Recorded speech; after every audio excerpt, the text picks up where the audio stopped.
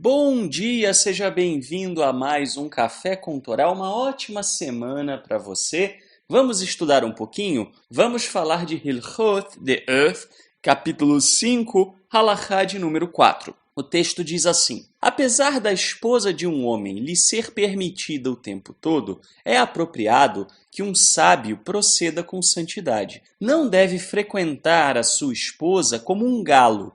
Ao contrário, da noite de Shabat até a noite de Shabat, se tiver a capacidade física. Quando fala com ela, não deve fazê-lo no começo da noite, quando está saciado e seu ventre cheio, nem ao final da noite, quando está com fome. Ao invés disso, no meio da noite, quando o alimento tiver sido digerido. Não deve estar excessivamente cansado, nem deve dizer coisas obscenas, mesmo numa conversa íntima com sua esposa. Eis que o profeta disse, e declara ao homem qual seja o seu pensamento. Isso em Amós 4:13. Nossos sábios comentaram, uma pessoa terá que prestar conta até mesmo da conversa leve que tem com sua esposa. Eles não devem estar embriagados, nem desmotivados, nem tensos, nem mesmo só um deles. Ela não deve estar adormecida, nem deve o homem tomá-la à força, contra a sua vontade.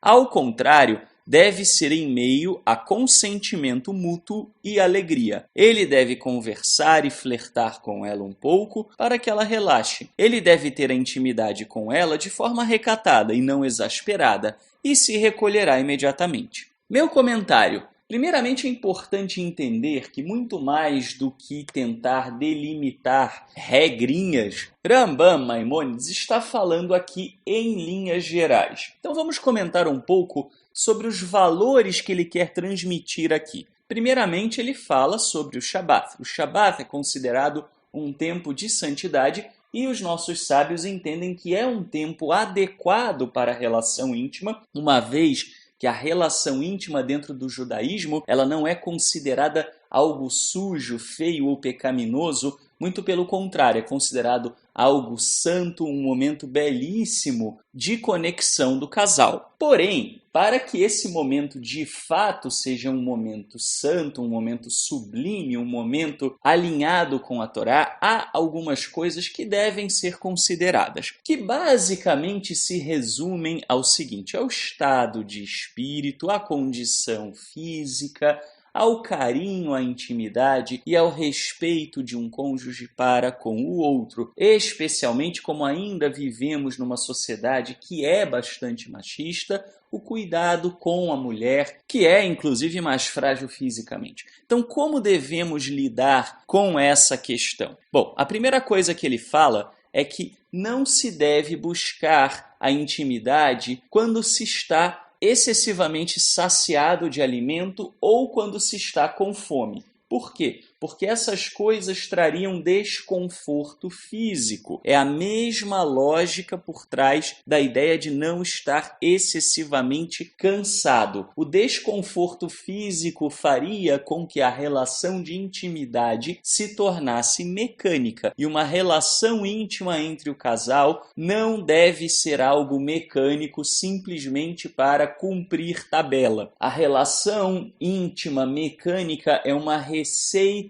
desastrosa para que o relacionamento comece a ruir, porque esse momento de um vínculo tão amoroso e tão especial do casal não pode ser tratado de maneira banal e corriqueira, porque se assim for tratado, certamente isso esvaziará o amor entre as partes. A segunda questão é evitar dizer obscenidades. Infelizmente, esse é um problema que existe com muitos homens. Muitos homens, dentro de quatro paredes, tratam as suas mulheres como se elas fossem meretrizes que eles encontraram na esquina. E isso não pode ser feito se o homem deseja alinhar a sua vida com a Torá. A mulher deve ser tratada com respeito. Isso não significa que o casal não possa ter uma conversa de sedução. É claro que pode. pode, ou que não possa mencionar elementos relativos ao próprio sexo. É claro que pode. A questão aqui é não se tratarem mutuamente com desonra. A relação íntima é um momento santo, é um momento sagrado. Portanto, o respeito ao outro deve ser sempre levado em conta. E cuidado, mesmo quando o outro diz que não liga ou até se agrada de uma determinada prática degradante. Muitas vezes o outro pode dizer isso porque tem receio de ferir os seus sentimentos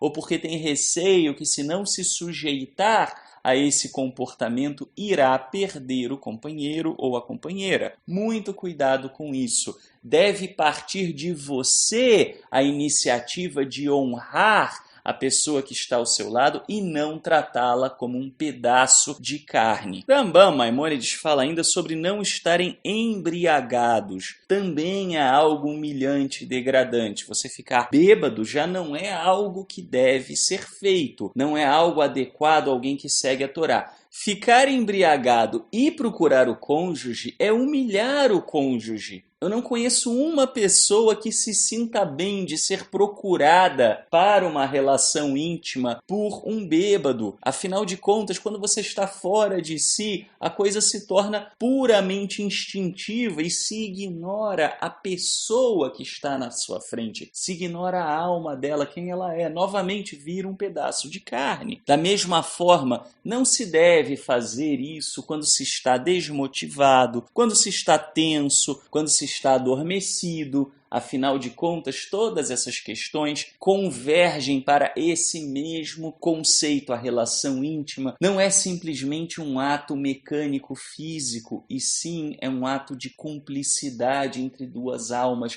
e deve ser tratado dessa maneira. Infelizmente, faz-se necessário dizer que um homem que, por exemplo, chega para sua esposa e diz: é meu direito ter relação, e faz com que ela tenha relação com ele por culpa ou à força de alguma maneira, seja a forçando fisicamente, seja a forçando emocionalmente ou através de suas palavras, usando de coerção, isso é uma violência. Além de ser desrespeito, é praticamente um estupro. Muito pelo contrário, se um homem deseja procurar a sua esposa, deve tratá-la com carinho, deve tratá-la com respeito e deve ser no momento em que ela esteja bem. O consentimento mútuo e a alegria fazem parte da relação. A relação íntima é um momento alegre, como são, por exemplo, as festas bíblicas. É um momento de alegria perante o Eterno realizado pelo homem e a sua mulher. Portanto, é importante que ambos estejam à vontade, estejam relaxados. E o flerte é também importante. Todo mundo tem a sua autoestima, todo mundo quer ser cortejado. É importante esse cortejo, o namoro, a sedução, para que a pessoa se sinta desejada,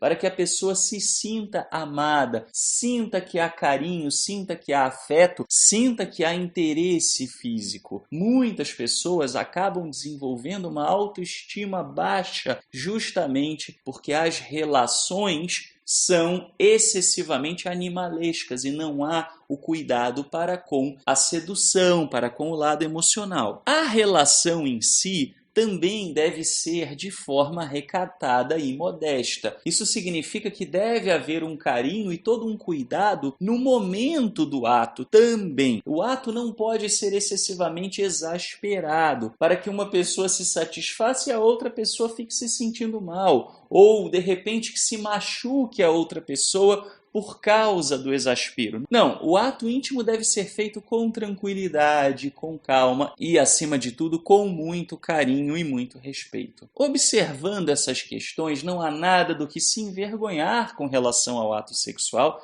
que é um ato belíssimo, é um ato maravilhoso, é um momento também de elevação espiritual, porque tudo aquilo que nós fazemos de acordo com a Torá se reverte para a nossa espiritualidade. Muita gente acha que o momento do ato sexual é o momento em que o Eterno fica do lado de fora do quarto e aquela questão é puramente carnal. Não, não é assim. Lembrando que não estamos aqui falando do asceticismo grego que faz essa separação entre algo que é físico, que é material e a espiritualidade. A Torá foi dada para que a espiritualidade possa acontecer ter em cada ação das nossas vidas, em cada pequeno gesto, em cada pequeno ato, e não é diferente com a intimidade do casal, desde que seja feita com muito amor, com muita tranquilidade e observando esses preceitos de integridade moral, de integridade física e de integridade emocional. Até amanhã, se o Eterno nos permitir.